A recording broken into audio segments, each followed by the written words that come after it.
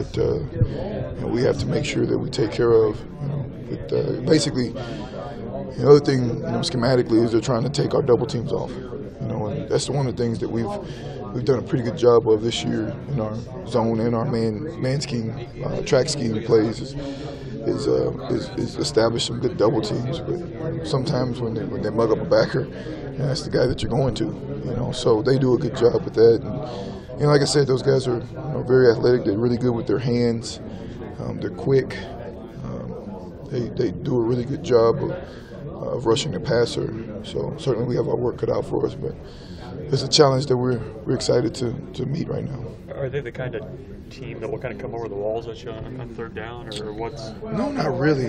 They haven't been a come over the walls. They haven't really been an exotic. Hey, we're going to make you really communicate your protection calls. There's other teams that have given us more schematical, issues, but they certainly have, they have some real dudes that can come over the walls, so to speak, on their own. But there's always those packages that you have to make sure that you're communicating so that you don't have confusion up front on those critical third down plays. Kind of going back to the start of the season, you're pretty complimentary of Brendan Hymas and kind of what his ceiling is as a player. How have you seen him kind of grow throughout the year at that left tackle spot? How's he coming along? He's like I said, throughout the last 3 or 4 weeks, he's been, game by game, he's just showing us that he is the player that we'd always hoped that he would be. He's getting more comfortable with his set lines, more comfortable with the communication. He's taking ownership of his jobs that he has to do. All those things, they were lagging. I'm not saying lacking, but they were lagging initially.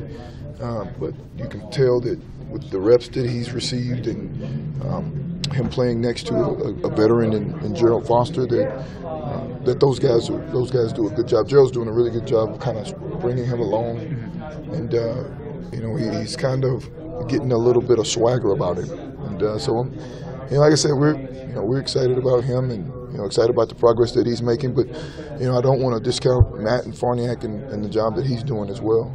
He's doing a dang good job out there at the right tackle spot. He's had his struggles, with taking, in my opinion, the wrong set lines from time to time, but he's doing a pretty good job out there as well. What would you say are Brendan's biggest strengths or his best traits at the left tackle? His athleticism. I mean, there's very few people I've coached that can get out of their stance and get to their spot and beat their defensive end to their spot and sink his hips and the whole 9 yards. Now we just got to work on tweaking fine-tuning some of the other things like his upper body and etc. So, but his athleticism, you really can't coach that. It's either you have it or you don't. The swagger part of it, do you see it in the meeting room? I mean, where do you kind of see that start to show up a little bit? In practice. Yeah.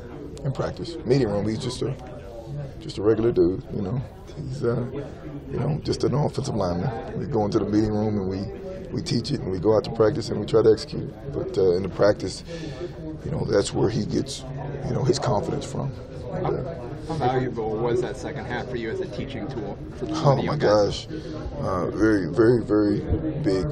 There were some good things and then there were some not so good things across the board. So, those are the halves that you always hope that you receive at the beginning of the year. So that you can really bring those guys along, and you'll always have that film available to you to show those guys where they came from and where they are.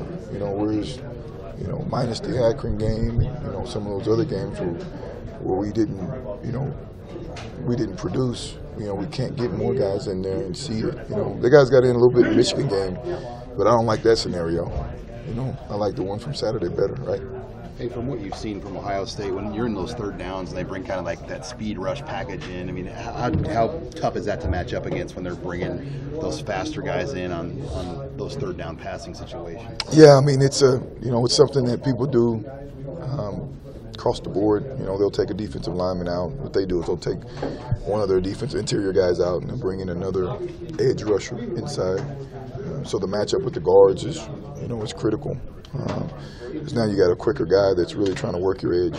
And, certainly the tackles have their hands full with the defensive ends, but now the onus is now on the guards now too. You just got to, do your job. Take the right set line, communicate, and then fight your ass off. Are they a team that will blitz a lot, or are they good enough to get the people just for most of the time? They'll mix it up. They'll go with the 4-man rush. They'll run some games, and then they'll bring some pressure on you as well. They have some unique packages that they bring some pressure in, and they do a good job. They know based on your slide where you're vulnerable, and they pick the right people to crease the right gaps away from slides and things of that nature, so that they can get the penetration they need to get the quarterback off his spot. Obviously, the 5 that you have out there, though, you guys are pretty comfortable with Bo. Yeah, those are the 5 that we're most comfortable with right now, and that's been communicated to everybody throughout, including Cole. Those are the 5 that we're riding with right now. So. And speaking of communication, how big will that be this week in front of over 100,000 and playing at Wisconsin and Michigan? Has that got you ready for a game like this as far as your line and their communication? Oh, yeah. I mean, there's always the emphasis on communication.